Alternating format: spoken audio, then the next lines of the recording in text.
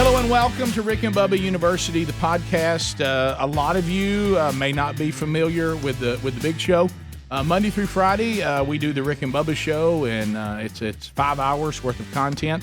If you have never joined us for that, go to rickandbubba.com. You can find out more about that. This is an individual 45-minute podcast that we do every week. Bubba, we delve into topics. We interview guests. This is a little different form of Rick and Bubba. Yeah, it's a little different long form. We like to call it content, and we get to dive in and visit with some people we want to talk to in a little different area. And Rick, today we have two very special guests here that I know you know very well, and they're experts in an area, quite frankly, that we just don't have a lot of credibility in. Well, it is interesting to say I'm going to listen to Rick and Bubba University. Oh, look, I'm researching these guys. They literally call themselves the two sexiest fat men alive. And today, their focus on their podcast will be nutrition and fitness. Right. So we're not going to believe it or not. Let me first introduce our guest, Blake Prime. He's director of Active Life. Godspeed is a franchise that is a place where you go and you work out, but you also can get nutritional help. And you now have two locations in Alabama, one in Birmingham, which is where I go, and then you have one in Huntsville that's pretty much brand new. And then Garrett Trummer is here. He's a PT and also performance therapist, not just a physical therapist. He also has a lot of expertise in nutrition and fitness and physical therapy. He has spent a lot of time in sports medicine. Played a little hockey. Prime played a little football. Played a little ball. They played a little ball. You know where Prime played ball? Where? UAB. Did he really? Yeah. Good deal. Yeah, Good deal. just went to the new stadium with your family and enjoyed it. It's unbelievable. Yeah. So What position did you play? I played free safety. He looks free. he does safety like like free that. safety. He likes to hit. He does. And, yeah, a couple times I asked if he thought he could block me, and he realized not an issue for me. That's not what I was asked to do. We can test that out, though. Right, we can. We'll do that after the podcast. So, guys, you probably, Blake, because you're more familiar with the show than Garrett. Garrett, you're relatively new to the show. You're kind of a Rick and Bubba rookie, but you've started. So you've probably been driving in your car several times, and suddenly you heard us begin to talk about nutrition. Absolutely. And probably many times you're screaming at the radio, guys, that I have the answer, not sure that's correct. Have you been through those moments? I've been through the moments where I understand that there's a lot of maybe comedic relief that I hope is going on the other end of the radio. The thought process that no way they're serious about some of the topics we're talking about. Well, laughter is the best medicine. It is. But let's look at, we want to unpack some of Although penicillin has proved very effective. Yeah, it has. We're going to talk about, because I think one of the problems we have now is we have access to more information than ever before. And some people say, man, that's great. And I think it is. But you know what? Also, it's a problem because we also have access to really bad information. Right. And I think a lot of times we don't know what is true and what's not, what is helpful, what's healthy, what's not healthy. And you guys know a lot about this. I've heard you talk about it quite a bit, and you've studied it. And so if you think of things today we need to cover that we don't bring up, let's please do. Yeah, just throw it out. Yeah, because there's probably some things you guys want to hit on that we may not think of. Yep. But I think there's been a lot of confusion, especially on the nutrition side, on what really is healthy eating. And sometimes there's some confusion, like, for instance, currently, and Garrett, you and I had a brief discussion about this, the egg. We've all been very confused about the egg. Good, bad, split it in half. Yeah, no, good, bad. At one time, egg good. Another time, egg bad. We went to egg beaters. Right. Oh, wait a minute. Fake eggs bad. Back to real eggs. Then we divide them up. Yeah, then egg white is preferred. No, wait a minute. Egg white may not have been all we hopped it up to be. Just eat regular eggs. Right. Take on the egg. Well, I think first and foremost, when it comes to nutrition, one thing that people have to realize is that when they're looking for any kind of results and they're looking to make some kind of body composition change, nutrition is going to play a major role in that. And so the one thing they need to establish, egg, no egg, egg beater, whatever it is, consistency has to play a key role in this. And I think that's the number one topic that needs to be addressed first and foremost is just that, there's so much information on specific diets. What's the current new trend? What's everybody doing that, one thing about the word, with the diets, they start and end. And so we've got to teach people that consistency and longevity of whatever nutritional plan they're following is where they need to start first. With regards to the egg, Garrett and I were actually talking about that yesterday. I mean, even that, I've been in phases where I do egg whites, I do whole eggs. I've done the egg beaters, but when it comes to my opinion, personal preference, because I think consistency of what you're doing and is the most important to me. Why buy a whole bunch of eggs and then waste it all? That's what I do. Every time I cringe to think how many egg yolks I dump down the drain. I'm like, I'm wasting perfectly good eggs. Yeah. Right. So getting to the root of the original question, right? Is it egg whites, eggs? And I don't think people understand why they're even asking the question to begin with. Correct. Okay. So if a yolk has more fat in it and they're trying to avoid fats, why are you trying to avoid fats in the first place? If you're trying to increase your protein content, well, we know eggs and eggs whites have protein in it, right? Right. What is your goal? And I think this is a lot of the misconceptions throughout, I think, the last probably 60 years, right? Yolk, no yolk, cholesterol. Is cholesterol bad? Is it good even, right? Now we're finding out even having HDL cholesterol, LDL cholesterol is a good thing, right? So these trends, they go back and forth. But I think the root of the issue is just lack of education, understanding why we're even having the discussion. So is a yolk healthy? Well, yeah, has a lot of micronutrients in it, right? Has all the things that you want as far as energy goes. Is having 12 eggs a day good? The answer is probably not, because anything in excess is going to be bad. Yeah.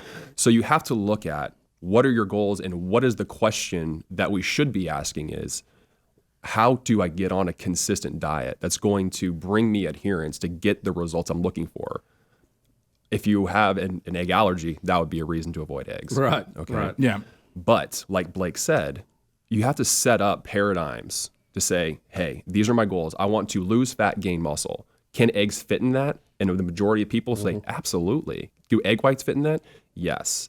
People go overboard. And this is where the discussion should be lying is, hey, where is the dynamics of where I can continue to gain muscle and lose fat at the same time? And if you enjoy eggs and you like eggs, they should absolutely be a part of a consistent diet. I think one of the things that's aggravating to us, and it's more, I guess you'd say medical, but it spills into health and diet, is how the medical community seems like it always will give you an absolute and then 20 years later say that's not right. Like with the egg, we just had the example of aspirin. We were told a baby aspirin after you get 40, it prevents heart attacks, strokes. Now we go, well, wait a minute now. I think it's just aggravating to those of us looking for the truth in a lot of this, because there is a truth there. Yeah. And we have to rely on other people to tell us what that is. Yeah. And it's just kind of aggravating, I think, to rank and file people like me. And that's why we want to do this podcast, because I'm going to, first of all, I'm a human being, so I would have certain human things that are kind of the human experience. Right. And I think what most of us have, Rick Burgess is as guilty of this as anyone. Can you just tell me some easy way that I would be healthy? I mean, I want something that doesn't require a lot of effort. You know what I mean? I don't want anything that's sacrificial. Is there a way? Is there some magic way that I could be healthy and be at the weight I want to be at? But don't be inconvenienced too bad. Yeah, don't ask me to be inconvenienced by it. Don't ask me to have to meal plan. Right. Don't ask me to have to exercise. And I think that's probably, and I know you guys could be the exception because this is something that's enjoying to you, but probably the reason why you enjoy it is because you're healthy. Right. And I know we all have things that are genetic or that we might have issues with that, diet and fitness may not be able to completely eradicate from our lives, cancers. And even though I know there can be some things that are tied to that, and sometimes there's some heart disease issues that people have predispositions to. I'm not, like for me, cholesterol was something that I tried every way in the world to lower through diet and exercise, and I lost 50 pounds and my cholesterol didn't move, and so the doctor's like, look, man, you've got a genetic issue here, and as you're getting older, you're going to need a statin or something to help. But I think we're living in a time that everybody says, give me a supplement, give me a pill, and I don't want to worry about my nutrition, and I don't want to exercise. Right. That's really not realistic, is it? It's not realistic, but two, people overcomplicate what they really need to do to make changes. Need to simplify. I think simplicity is what leads people to long-term success, and that's what I've seen. In the years that we've been, educating people on their health and wellness with regards to exercise and nutrition, it's finding that balance that works with their schedule. So, with regards to exercise, is to get the change that people want, that's going to require change. Change that you want to make in your life requires change in other areas of your life. And so with regards to exercise, are you completely inactive? Do you have a sedentary lifestyle? So, hey, what if we just get up and we walk a few times, a day? There's just simple changes that you can make that don't require, gym memberships or just, coming home every day and feeling like you have to go be a world beater in the weight room. That's not true. It just starts with just simple steps. With regards to nutrition, when you analyze your daily food log, or you're looking at what you eat over the course of a day, week, month, year, what is it consisting of? Do you understand what a protein is, what a fat is, what a carbohydrate is? Do you understand how many grams of protein you're taking in? What does your plate look like? Do you eat any protein? Do you eat any vegetables? And so then if you can teach people, what we try to is, let's find that balance of one, let's introduce your body to what adequate amounts of protein are for your body weight. And then let's introduce green vegetables if they're not there. Let's just get those two down. I'm a big focus on, hey, lean and green. Let's find some lean protein options that you like, and let's add some green vegetables in. Just start there. I don't care about the portions of it just yet. Let's just introduce those into your diet, and then those changes, you'll see results almost instantly if they weren't there. And just focusing on, I'm a big simple guy. I don't like meal prepping. I don't like taking time out of my weekend to make sure that my food's prepped for the whole week. I want a 90-second bag of frozen peas in the microwave that can go with some kind of turkey burger or piece of chicken that I cooked the night before, and then I'm good to go. And I think people really just overcomplicate it. Yeah, so let's come back and let's jump into some of the fad diets and stuff. And Bubba, I know you got some questions, and we'll continue. Blake Prime and Garrett Trummer are our guests today on Rick and Bubba University, the podcast. All right, so we're back. We're talking with Blake Prime, Garrett Trummer. We're talking about fitness and nutrition. Yes, this is Rick and Bubba University. Yes, it is. Because you've not mischanged your podcast. Yeah, and there's been things, because I think what you're talking about, people don't stick with things if they don't see some sort of result. And I think what you talked about in the last segment is encouraging to people, because I'm just speaking from experience. Like step one for me was, I'm done with soft drinks. Well, that sounds like, that's not a. The minute I did that, I dropped weight.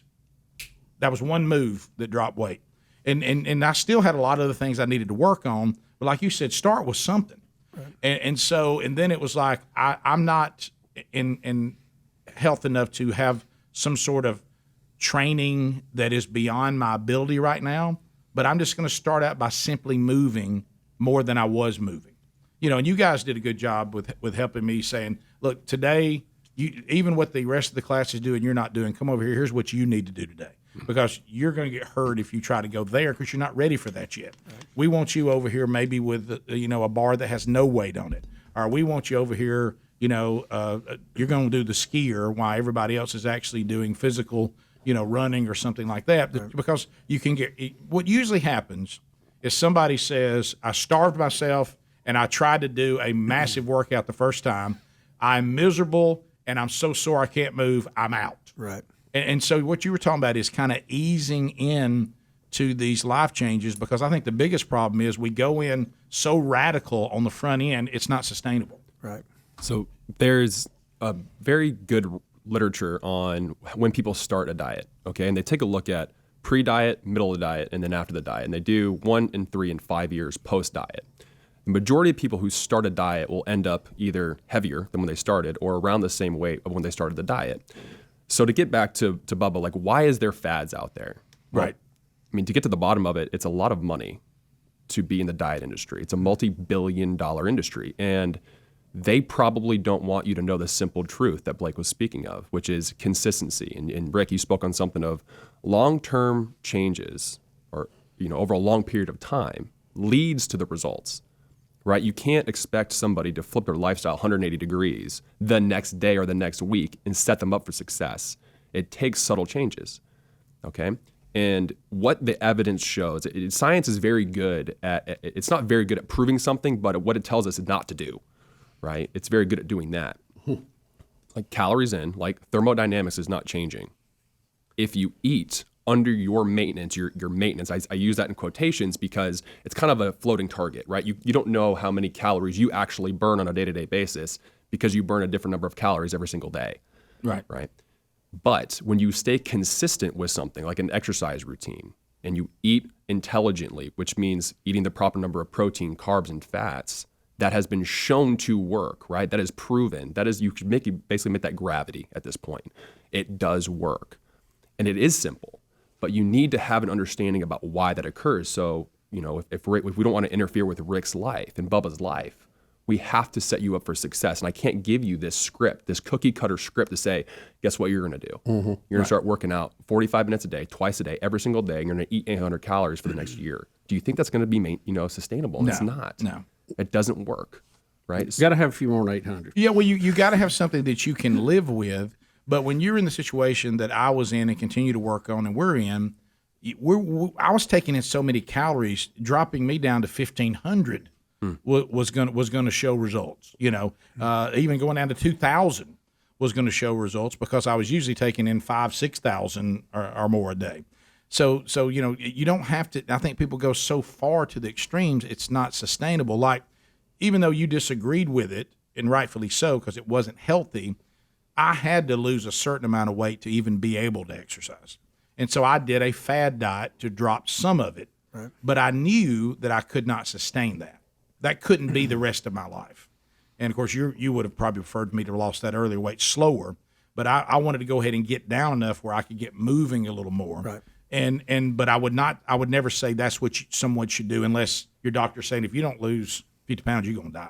Right. You know what I mean? Well, yeah, maybe you need to do something drastic, but I'm going to go ahead and tell you, all of you up front, every single fad diet works as far as losing weight initially, but very few of them, to Garrett's point, change your life because what they're telling you to do isn't really healthy for you for the rest of your life. Correct. And so then you go and usually, why do people usually put more weight back on? Well, there's confusion. So there's a lot of confusion. There's a thing called the reticular activating system, which is you tend to focus on the things that are important to you. So Netflix documentaries are not good research for your diet, right? What your friend said is not researching the diet. YouTubing, potentially depending on the resource, is not good research for diet. You know what is good literature is going to the things like the International Society of Sports Nutrition to get the position statements on recommendations of what you should be eating, and then going to someone who has a background to say, hey, I'm confused. Where do I start regarding education? Because then you understand. I'm now giving you, right, the fishing rod. I'm not just fishing for you anymore. I'm teaching you the sustainable habits in doing that. Fad diets are there to make money. They work because you're in a caloric deficit, period, right? And that's what it is. You gain weight because you're in a caloric surplus. You lose weight because you're in a caloric deficit. It's easy when you don't have to think because the meal shows up at your door and you get to eat 500 calories a day and you say, I'm going to eat this little brick of food that tastes like cardboard for the next 6 weeks. I'm going to lose weight. It's like, great. But then you're back because habits and rituals are the things that are going to make for the consistent change. Yeah, eventually, you're going to drive by a Pizza Hut. Yeah. And so, and I'm not trying to trash particular diets, but it seems to me when you look at the way the human body was made, you may have a biblical worldview of that, or you just may look at science and see the way, however you think human beings got here. But there seems to be a balance that the human body is designed for. And so what you see is that with these diets that say take a food group, like for instance, completely out. Or just stay in one of them. Or stay in one food group and that's all you eat. Just common sense kind of tells me that can't be good, and we don't have the expertise you guys do. So tell us about, hey, I'm gonna put myself in this keto thing all the time. Hey, I'm gonna be done with carbs and all I'm gonna eat is protein. It doesn't even matter how many I eat. Well, I would think that if you're gorging yourself on meats and eggs and you're not doing all the different food groups, it seems like removing any food group would not be the way to go from the way we're designed. And I think, for the most part, again, it's going to come back to that consistency. And, bodies are amazing in the adaptations that they can make to what it's given, right? And so for myself personally, if I choose to live on a higher protein, lower carbohydrate diet, well, can I do that? One, how do I feel? Two, am I sleeping okay? Is my energy levels when I'm at work, when I'm training, how do they work? How do they function? Then two, how long can I stay in that routine and feel good? With me, it's worked for years. I have had a relatively higher protein diet, relatively lower carb, higher in fats, and it has worked very well for me. And so I think it's establishing what works for you. But, for the most people, when they get on a, say, keto kick, when they're going to go super high fats, right? Then, and very, very low to no carbs, it's a complete 180 shift in a day when they try to get down into ketosis. And they can maintain it for a little bit, but it's not something that they're willing to or are able to stick to for longer than, say, 3, 6, 9 months to maybe even a year they do it. But then all of a sudden they're back, because one night out and they have, they're at a party with friends and, they overload the carbs, they're out of ketosis, now it's blown, maybe I'll start in a couple of days. And then you get into that cycle again where it's not going to work because you're at the ebb and flow of being in and out of the ratio of what you're doing nutritionally, it doesn't check. And so you end up losing weight, sure, off the bat. And then as soon as you reintroduce what you took out in the first place, the cycle reverts itself. And so it's going to be, can people live on, say, a keto nutritional plan and be very successful? I think absolutely. I've seen it. But they are the ones that are 5, 6 years in and like, this is what I do. This is who I am now. Well, I know, and of course, anybody can bring up any example. I have a friend that has been on keto for a long time and ended up having hormonal problems and other problems that came out of that from a long term. The keto people too talk about what is it, insulin? What's the term they use? What am I trying to think? So how keto came about, what we're talking about is insulin, right? You want to reduce the amount of insulin because that shuttles into fat. Mm-hmm. All right. So people who are diabetic, right, type 2 diabetics, the special populations we can't really talk to because they are being monitored usually by dietitians and they're getting their blood work done. But for the general population, keto diets, right, is the theory is, well, if we reduce insulin, we reduce the amount of fat storage, which isn't necessarily scientifically sound. Right, from that standpoint. Unfortunately, there's, once again, when people say, well, go keto, and why? Well, it reduces fat, and then you go on it. And you don't understand why. Why are you doing it in the first place? Just because you heard it from your friend. And that's not the resources that you should be doing for long-term sustainability. Yeah, because there can be side effects, like you said. You don't know whether, even if a diet is okay for your friend, it may not be okay for you, and you could have a negative impact from it. It could be dangerous, right? Yeah. Do we agree, and I know when you have the Maker's Diet and some of the folks in that, it does make sense to me that if we eat food more in the way that God grew it for us, whatever it is, it's probably better. Is that a fair statement as opposed to processed galore for convenience? So I'm going to kind of tee you up a little bit on this. All right. So yes. All right. Single ingredient foods, I would say I like that recipe because it takes out guesswork. Mm-hmm. So if you stick to single ingredient foods, it's very hard. It's difficult for you. When you say single ingredients, you mean the way it is, natural food. Mango, banana. Yeah. Apple. Like an apple. Right? Not chicken breast. Not something's in a package. I have no idea what all's in it. Right. It's better to eat an apple with the skin on it than off, right? As long as you wash it good. Right. I mean, that's kind of what I was getting to. Yeah. And the set point theory, Rick. You said a few minutes ago that there's a given weight that we like to hang out at. Oh, yeah. Right? And there's this thing called the set point theory. Yeah. Right? Where you might have 2 or 3, where your body just naturally likes to hang out. And it's very difficult to either lose or gain beyond that. And it could be a 3 to 4 pound fluctuation. So let's take a 200-pound individual. Like a harmonic almost of our body cycles. It's the thermostat in our hypothalamus that says, hey, you're getting a little too lean, right? I'm going to make you hungrier by hormonal release of ghrelin. Or, hey, you're getting a little too big. I'm going to actually have you do more spontaneous physical activity, twitching, I'm going to the bathroom a little bit more to burn off that excess calories. Now, Blake, I'll ask you this. When you see a Godspeed member who's had drastic, successful change that's been sustainable, what are the things that they tend to implement? And it's those single ingredient foods consistently over time. It's increase in protein and a lean protein source, and then a higher concentration of those simple, like single ingredient, like vegetables. So whether it be green beans, peas, whatever it may be, broccoli, that's makes up the bulk of their, not all, but the bulk of their nutrition. So people think that, there's no room for anything other than the bland chicken and vegetables, and it's just not true. I mean, the palate's an amazing thing. We can do a lot of different flavor profiles and still get in the appropriate foods that lead to success, and that's why we kind of preach to people at Godspeed like that lean and green principle. Like, can you make the majority of the foods that you take in come from a lean protein source, and there's tons, and then green vegetables, and other than that, we can teach what, where, appropriate places or, more advantageous places for things like, carbohydrates, what source they come from, are they starchy fibers, where do we put those in? Does timing food even matter to some people? When you're getting super strict, sure, yeah, but I mean, for most people, no. I mean, the body doesn't recognize if I'm eating a bowl of rice at 2 a.m. or 2 p.m. It's just, it knows that, hey, I'm being fed right now, and this is what it is. Okay, we'll come back. We want to jump into some more of that when Rick and Bubba University, the podcast, continues. All right, so Bubba, we've had a huge reaction to the Raycon earbuds.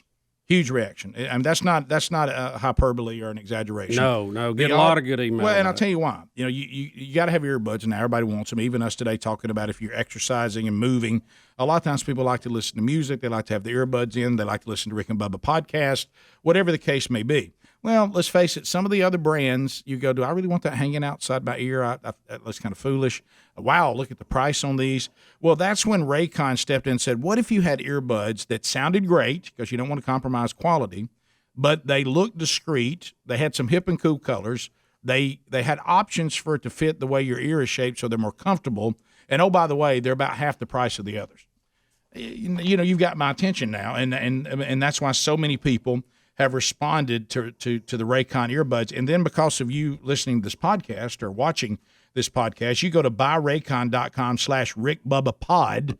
That's buyraycon.com/RickBubbaPod. Boom, another 15% off on the earbuds. You are going to love these.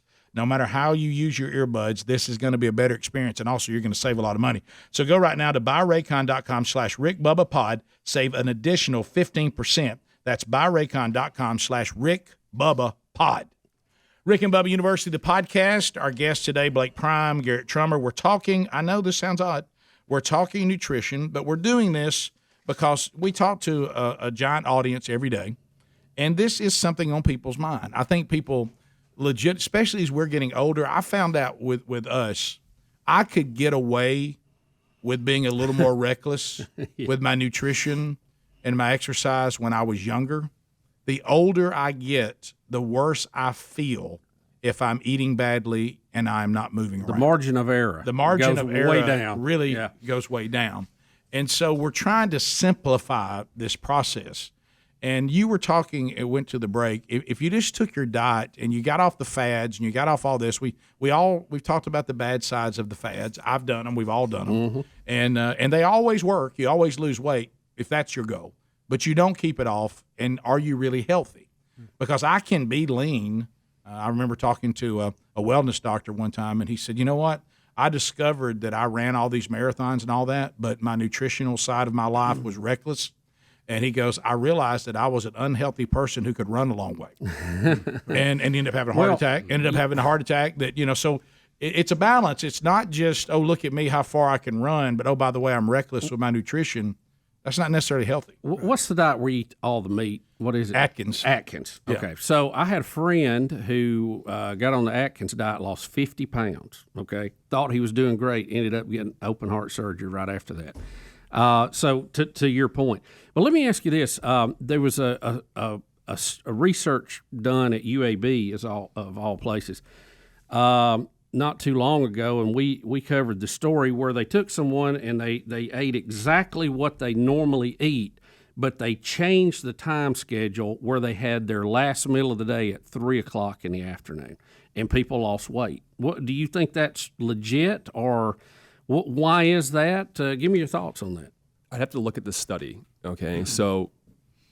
So you're saying that all the calories were accounted for? Same thing they were eating before. They just changed the schedule of what they were eating. Didn't change the food? Yeah, at all. Yeah. So that would be contradictory, and I'd love to look at the research study just to see what they did, but that would be contradictory to total daily intake of food, right? And it seems it would, yeah. It would, but maybe there is something to it, okay? And you have to look at hormonal fluctuations, what the population size was. I don't have an answer for you on that, but it does seem like calories at some point, maybe they started moving more. I don't know, right? What the formula for that would be. I have to look at it. Yeah, I think it just had something to do with not going to bed with food on your stomach. And I don't know why that would make it different on a number-wise, but that's what it said, and we can dig into that more later.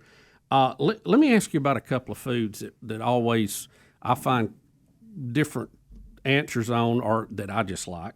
One is corn. How are you guys on corn? Let's talk corn. Yeah, just a couple of off the top of the cuff foods here. Blake Prime, what do you think about corn, man? I know this is what I know in the animal kingdom as a deer hunter. It has no nutritional value for deer. It's a hot food they just like to eat. Is it the same for human beings? What's the nutritional value? It does, of corn? but it's just low protein. Yeah. It's about 5%, I think, 5%.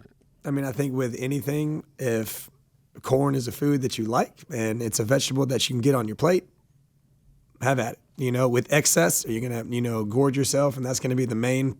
You got a whole plate full of corn and a little bit of protein. Maybe we're steering in the wrong direction there. But to me, I have no issues with corn. I mean, people may look at it for, which of these vegetables are higher in carbohydrates. But I mean, corn could be, but even then, the values are so marginal that you would really have to do, an excess amount. So let's talk about the question, right? Because it's the question that is the predominant factor that's lead to the response that you're looking for. Why are we asking, is corn good? What we should be asking is, what are your goals, and does corn fit into those goals, and at what quantity does it do that? Right. Yeah. All right, that's the question. Singular foods should not be labeled as taboo: good, bad, healthy, unhealthy. There's an old phrase out there that says, if you want clean foods, wash it with dish soap first. Right. Yeah. Right? Because there's no clean foods. If you make foods taboo, what happens to the human species? Well, there it is. Right. It's in the cabinet. Yeah. You're going to want it more. Right. Right? So there's a behavior change, right? Well, just putting cookies on the top shelf makes you go get a ladder. Right. Right. Right? Yeah, I can attest to that one. Right? And so the question is, how do I reform, Rick, my body composition to feel better? Right? If I'm a marathon runner, I'm having a heart attack, there's a reason why. I mean, maybe you had an underlying condition. But how do I feel better? So Right. you talked about your age, and no matter what, hey, man, I can have a sip of wine and I'm out for a week because I'm hungover now, right? It's a little bit different as you get older. The question is, Rick and Bub, is how do I feel better on a more consistent basis? Because that's going to give me, right, more energy, enthusiasm to do what I love to do, to impact more people, right? And that does start with, sleep, diet, water, exercise, right? If me and Blake Prime could make a pill to say, hey, you guess what you're going to get? You're going to get 8 hours of sleep. Mm-hmm. You're going to reach all of your macronutrient and meal goals, and you're going to exercise for a minimum of 35 to 45 minutes a day. We would be billionaires. Right. And everybody, by the way, wants that. Everybody. Yeah, everybody wants that. So you got another food before we go into the supplement Well, thing? Garrett's kind of killed my thumbs up, Sorry, thumbs man. down food segment. Well, but what you're saying is that's us once again going, well, if I take this food out, will I be okay? Or should I avoid this food, or is it okay? Yeah. And look, I was going to ask you about another one. I'm going to throw this out there. Mushrooms. How's mushrooms on the old thumbs up, thumbs down chart? It's full of micronutrients. Yeah.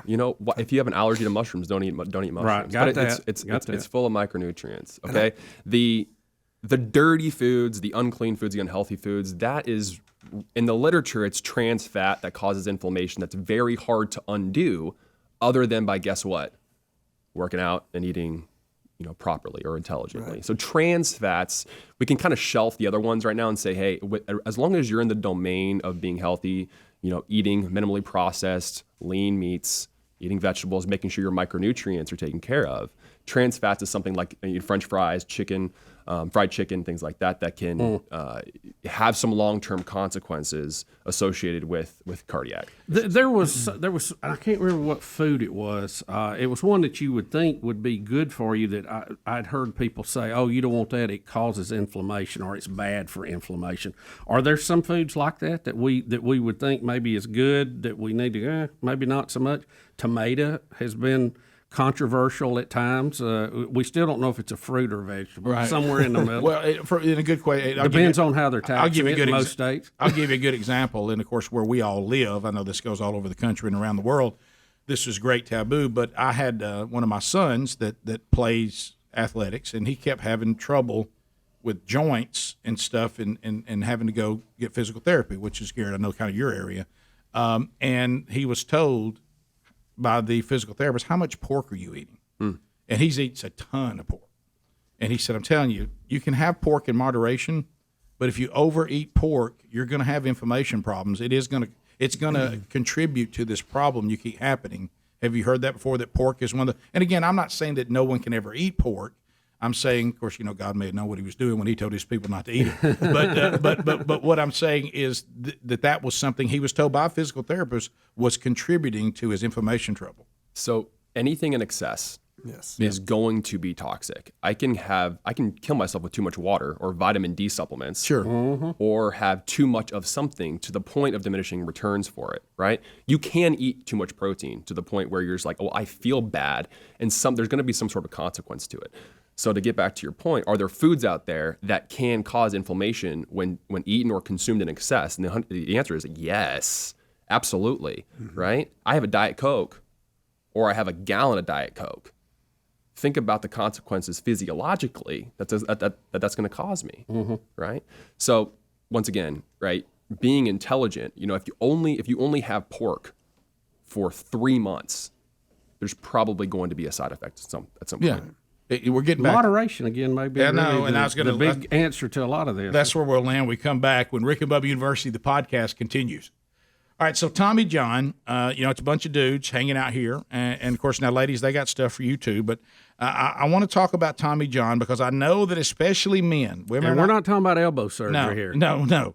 There are a lot. Women are not as bad about this as men are. We think that we were assigned our underwear at a very young age, and we keep those the rest of our life because we think, look, underwear is underwear. We need it. Nobody sees it. Who cares? If you have that attitude, you've never put on Tommy John underwear. I couldn't believe the difference. Yeah, it's a whole different experience. That's for sure. Yeah, and so here we are getting into the fall. Why don't you upgrade what's underneath with some new Tommy John underwear, and you can feel the level of comfort that we're talking about. Also, they've got some loungewear that is fantastic as well, very comfortable, looks good enough that you can wear them anywhere, and it feels good enough that you can wear them if you want to go to bed in them. They're that comfortable. And remember that Tommy John's, when it comes to their underwear, they say this: it's the best pair you'll ever wear, or it's free. So if you don't think it's the best pair of underwear you've ever put on, and you said, I can't really tell a difference, and they said, okay, then you get a refund. So, you don't want to be uncomfortable when it comes to loungewear or the underwear that we're wearing. And because you are paying attention to Rick Bubba University, the podcast, we're going to get you 20% off your first order right now at TommyJohn.com/RickBubba. TommyJohn.com/RickBubba for 20% off. That's TommyJohn.com/RickBubba. See their site for all the details. So Rick and Bubba University, the podcast, we got about 7-8 minutes left. Told you it'd fly by, guys. I feel like we could talk on. So it's almost like we kind of need to land the plane with this time left. Rick, wait a minute. I got 2 more questions. All right, 2 more. I got to get ahead. in. Okay. Soft drinks. You brought up soft drinks. Address them. Talk to us about them. Again, I think it's all going to go back to the excess or moderation. Soft drinks inherently sugar-filled, yes. So is one going to hurt you when you diet versus regular? How are you on that? I'm a pretty big thing that it's all dependent on how it makes you feel. Most people that just have one, they're probably few and far between. A lot of people just don't stick to one. But 2, does carbonation have an effect on you? I know that I used to like Diet Cokes, and I didn't stop drinking them because of what was actually in them. It just carbonation started to have to effect on my gut, and so that's why I cut them out. Garrett might have a similar story. Most people that drink soft drinks that are sugar-filled tend to drink a lot. Yes. So that's a correlation for them gaining weight, right? And once again, right, if you're drinking a lot of something that has a lot of empty calories, a lot of sugar in there, that's not going to be necessarily the best thing for you to feel good and also set you up in an environment to lose fat and gain muscle. All right, Rick, and Speedy will be mad if I don't address the somewhat healthy snack of peanut M&Ms. Here we go. So I'll let y'all tackle that one. I'll just throw it out Is there. peanut M&Ms a somewhat healthy? Somewhat, yeah. I underline somewhat. I'm gonna have an aneurysm. I'm gonna lose my voice in 2 seconds. So I can see where you're going with this because the peanuts in there, it's got to be good for you. Right? I'm trying. So I'm trying to fat, justify right? peanuts. And Sorry. To get to it, I got to work through some chocolate. No, thumbs I'm gonna down? I'm gonna give a thumbs down to that. Have you ever said on someone's food journal, and right here, maybe drop in some peanut M&Ms? That has never popped up on a food journal. Now I will say before we move on too, with I regards, kind of figured you was going to say that. I'm not totally shocked by your response. I do think it's important to address really quick the fact that you said go or no go on certain foods a minute ago. I think over the years I've seen it's been really beneficial and important that people don't label foods as inherently bad or good. Okay. I think it develops a dangerous psychology when you start seeing foods as this is a bad food, this is a good food. Yeah, Garrett. So from a standpoint of you can go so far in one direction. I'm working out, I'm eating good, that you get so psychologically out of tune that when you do slip up or maybe have something that you would consider a bad food, it puts you in such a bad mental state that it can be very detrimental to your health. And that can lead to things like eating disorders or a number of things that we're trying to avoid. And so it's easy to see people, they get on that train of I'm starting to look good, I'm starting to feel good, starting to see some results, and then you get kind of overboard on it and get obsessed with it. And so that's why we try to teach like the healthy balance. Like there is no bad food. Don't see it as that. If you're intuitive eating, what is that? Be able to understand like if this can fit today in my nutrient log, then and I can still feel good and function, then I'm okay. But I do want to talk about this because you taught me this, empty calories. You do have to be careful of that though, right? Because you like you told me. I told Rick to quit eating that cereal. In the breakfast. beginning, we first started out, I was sending Blake all my food journals, which I don't think I ever got the maximum score. I got close a few times, and I sent him what I thought was a healthy breakfast cereal. And he says, I want you to throw that in the trash. He said, because we've got you on a certain amount of calories we're trying to do every day. That is empty calories. It brings no nutritional. So this thing of how some people say, well, it's just, and we talked this, just math. As long as I have less calories, than I burn, then I'm going to lose weight. But can't you be eating foods though that are not nutritionally good for you? Yes, you can. Yeah. So just because you're in a caloric deficit does not mean that you're going to walk around like Blake Prime. Right. Okay. So this comes down to the body composition. What do you want to look like and feel like, right? You can just lose a lot of weight and not feel really good. Right. The point is, can you maintain or gain lean muscle tissue? And that would have to come from a breakdown of protein, carbs, and fat. I say fiber and water in there because those are also significant, right? So having proper breakdowns of those foods is very important, right? Yeah. And so just because, like I said, you're in a massive restriction phase does not mean that you're going to gain muscle too. Right. You have to do the work. Is there, gosh, we're running out of time. Is there a way to outwork bad eating? Hard no. No. Not a chance. It's got to be a combination of both.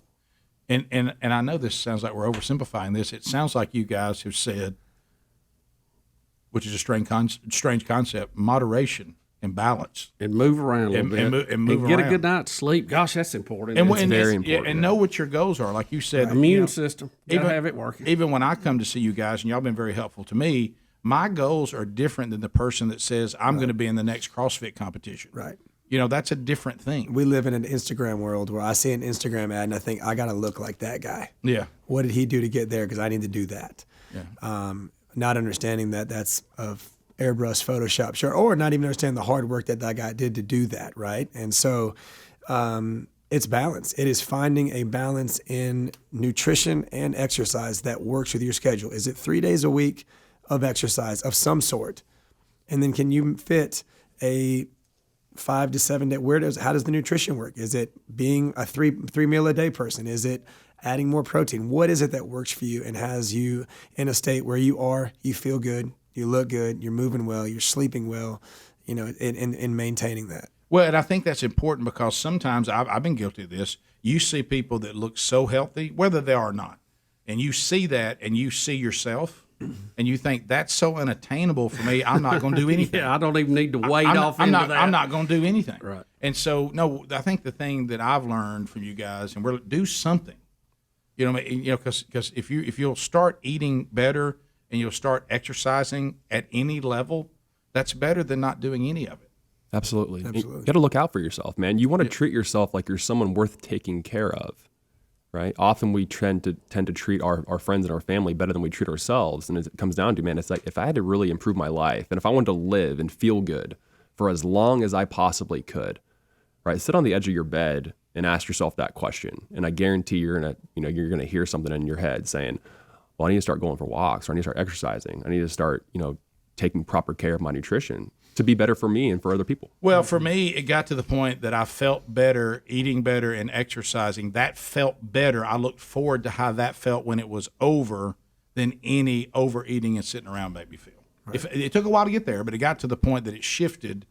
And the way that I felt when I got in the truck after doing something and eating better was so superior than the way I felt when I wasn't doing any kind of workout and I was eating whatever I wanted. Do you want to know why that is? Why is that? Because you earned credibility with yourself. Yeah, and having more energy to do what we got to do. Got to win some small battles to win the war, right? Yeah, little victories, right. And then it turns into that. Well, is there any way that if they needed to access you guys and maybe ask questions, website or something they could go to? They can send in information if they want to our email, info@godspeed.org, and myself or Garrett will get that. Yeah, and you guys will help them any way that you can. Absolutely. And thanks to all of you for joining us. Thank you, Blake. Thanks, guys. You're welcome. Yeah. Thank you for having us. For this edition of Rick and Bubba University, the podcast.